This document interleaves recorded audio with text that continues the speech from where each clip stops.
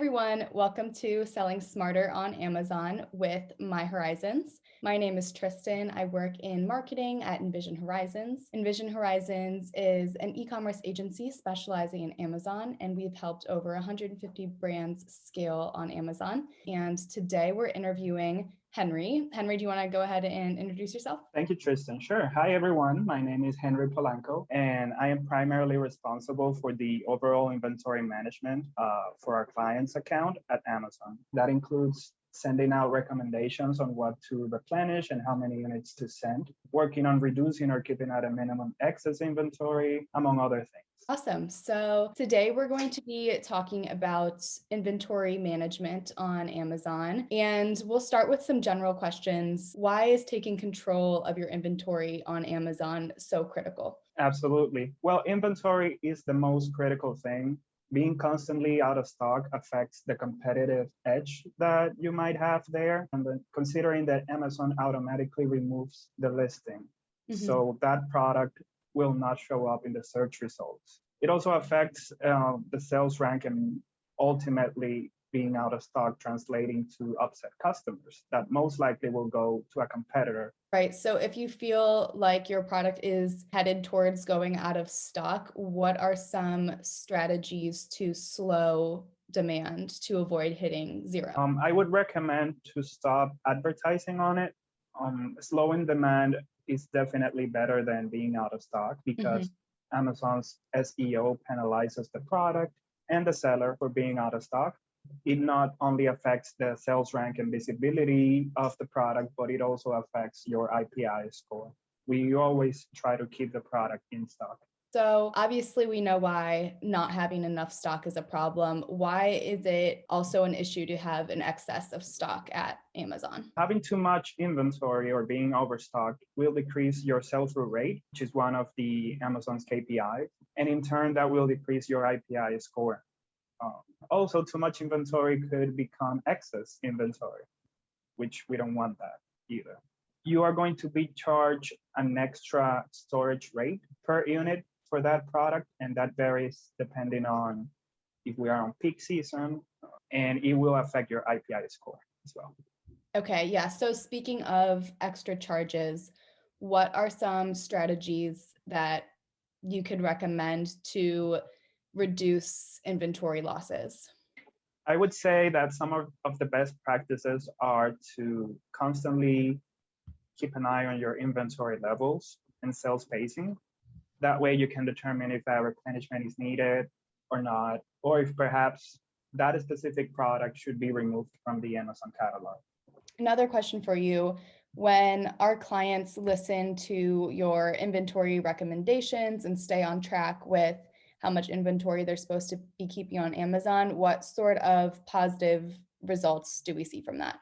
Well, we can tell that their performance improves when we see that their maximum inventory level raises, as well as their inventory KPIs like excess inventory, FBA in stock rate, sell-through rate. As you're making these inventory recommendations, what are some best practices for forecasting inventory, and how do you prepare for peak seasons or times when you expect to have higher demand? Absolutely. Well, one of the primary things you need to have is a good communication with your client and your warehouse. And when it comes to forecasting, you should always take a look at historical data just to see if there are any trends in sales during certain periods of time. We should also have a clear target and build a forecast accordingly and factor in any big marketing campaigns that may be coming up.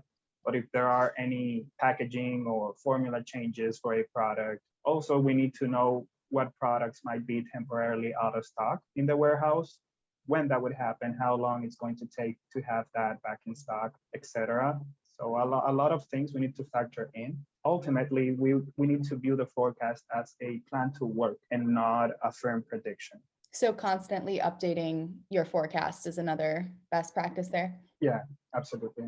Okay. I would say doing that monthly. So one other thing that I was curious about was when we're running sales or promotions on Amazon, or maybe just increasing advertising, starting a new advertising campaign for a certain product or client, How can you make sure that that is aligned with your inventory management strategy? Well, the first thing we need is time. We need to make sure that we're planning ahead of time to Mhm. send in the required number of units because we need to take into account Amazon's check-in times, the time it takes to be delivered, and also monitoring inventory levels closely just to make sure that we're on track to have enough units. Something else we've been talking about a lot this year at Envision Horizons is IPI scores and restock limits. In the last few months, we've had a lot of our clients see an improvement in their IPI score after listening to some of your more specific inventory recommendations.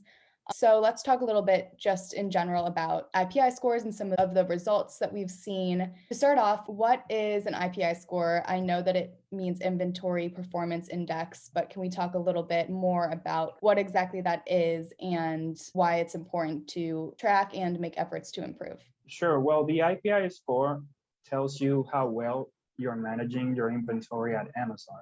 And if this constantly decreases, then Amazon will reduce the maximum inventory level you have in their warehouse, which will limit your sales capabilities. So we always want to have a comfortable restock limit and that you get there by having a good IPI score. How have Amazon's inventory restock limits affected Amazon sellers and some of our own clients this year? Well, I've seen that with the restock limit, we sometimes have not been able to properly replenish all these SKUs the way we want to. And that, of course, limits our sales capabilities. But I would say that Amazon, with the restock limit, is trying to force sellers, no matter who you are, to sell out. Ultimately, they don't want you to be using their warehouse as storage. They want the product to be there for as short as you can have it there.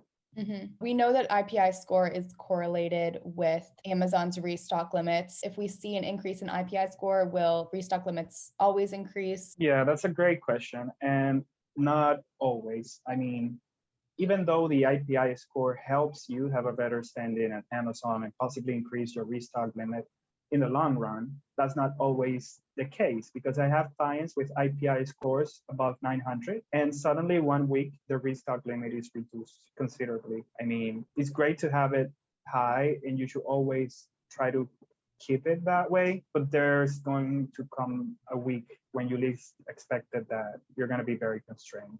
Okay, so does Amazon ever give other reasoning for why they're lowering restock limits, or do we think that it's more on their end that they're limited in their warehouse space and they have to make cuts to everyone? They don't really give a reason. And I've reached out to them a couple of times just to get more details on that, but they don't really say anything about it.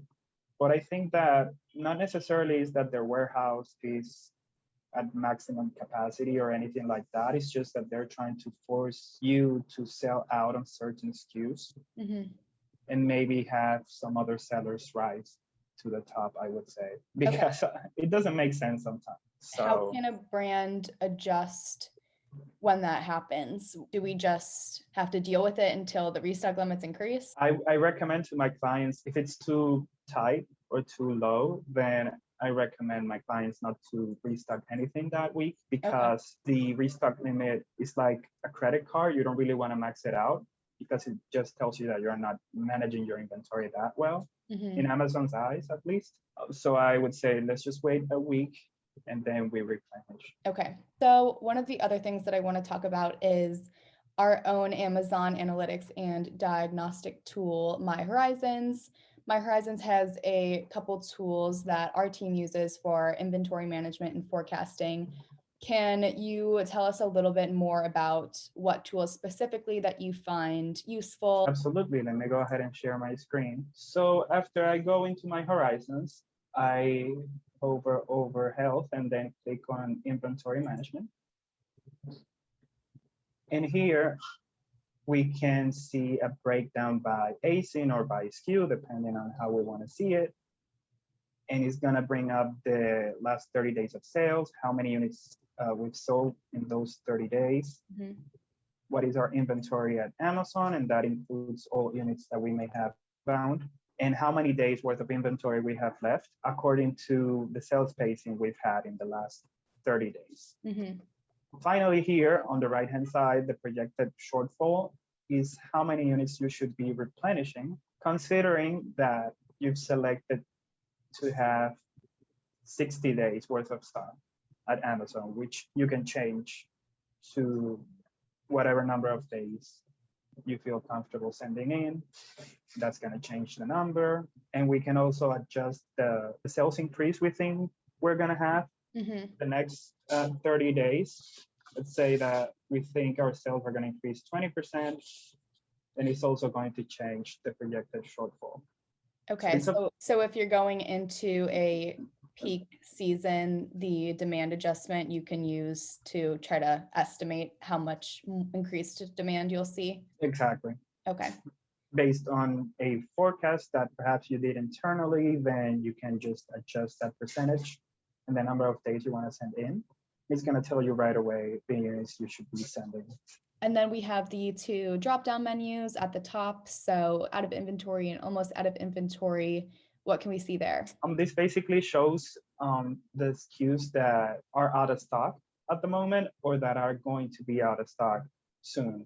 So out of inventory shows the SKUs that have no inventory at all and the days they've been out of stock. And that way you can replenish them accordingly. Okay, great. And to go back to that main chart, there's also the option at the bottom to export all of this data into a CSV file. Well, after I export it, and when you open the Excel file, let me do that. It's going to even give you a little bit more information because it's going to break down the total inventory units that we saw, and it's going to show how many you have available, how many are reserved for customer orders, how many are inbound. So you can get a little bit more detail when you download the file. But if you don't feel like it and you don't want to download the file, then you can just go ahead and at the bottom of the dashboard, click on column visibility, and you can just add whatever you want to see right there on the dashboard. But if you download the Excel file, you're going to get all the columns. But I would 100% recommend using the dashboard because it does all the calculations for you. Okay, and then we have here the inventory forecasting page, which is based on the average trend for each ASIN over the last 60 days. This tool caps the estimated growth rates at 25% per month, and they're floored at 15% per month. It is a basic level prediction that you can download into Excel and play around more with. What other tools do you find yourself using on a daily basis in myHorizons? I use a lot sales by ASIN, hovering over sales and then clicking on sales by ASIN. I choose here any period of time where I want to see a sales breakdown per ASIN. Most of the times I do it by child ASIN because then I get the sales data for all the variations, which is what I use the most. But it's very convenient. You get the information in a second compared to using Seller Central. I also use advertising by ASIN. Same thing I do with sales by ASIN. I use the child ASIN information just to get details on the different variations of the SKUs. And here what I like to see is how well we're doing when it comes to the ACOS performance and the TACOS. Okay, great. Thank you so much for walking us through those myHorizons tools. Of course, if you're interested in a demo of myHorizons, you can just reach out directly to me, Tristan, Tristan, at envisionhorizons.com to schedule your own personal demo. And we do have a recorded video demo on our YouTube channel, which is just Envision Horizons as well, if you'd rather just watch a quick demo video. Thank you so much for coming on today, Henry, and talking about inventory management with me. Well, I would just want to say thank you for having me. And I would love to record something again regarding inventory because I think it's a very important topic. Be sure to tune into Envision Horizons YouTube channel to see other videos like this and touch on other myHorizons tools. Thanks, everyone.